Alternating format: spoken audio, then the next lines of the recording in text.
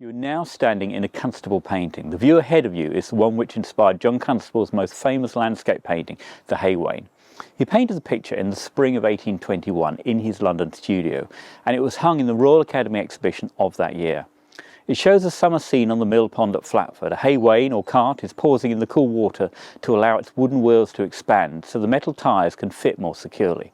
A dog on the bank looks on as the boy in the cart waves his hand. Near Willy Lott's house, a woman washes her clothes in the river, whilst on the right, a fisherman sits amongst the vegetation. Below a sky of summer clouds, labourers work in the fields to bring in the hay crop. In the foreground, on the far right, you can see the ripples of water flowing from the mill. It's basically an everyday summer scene at Flatford, of which Constable would have been very familiar. When the painting was shown at the Royal Academy exhibition of 1821, it attracted a lot of comment, but it didn't sell. The buying public at the time preferred their English landscapes on a smaller scale and in a more romanticised style. However, it was seen by a French art dealer named John Arrowsmith, who purchased the painting and displayed it at the Paris Salon of 1824.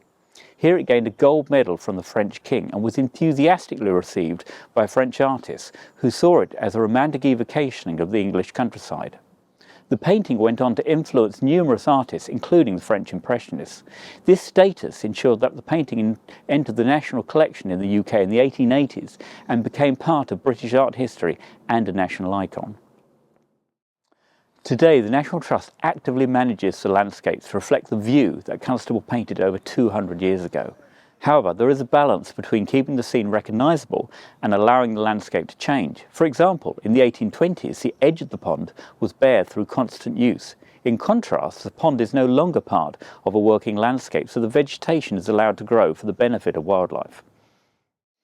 The mill buildings originally housed a thriving grain mill and were once owned by the Constable family. However, they fell into disrepair in the early 20th century. The mill was bought by a local Ipswich businessman, Thomas Parkington, and restored for the nation. He passed the buildings on to the National Trust in 1943. Since 1946, the buildings have been used by the Field Studies Council as an environmental education centre.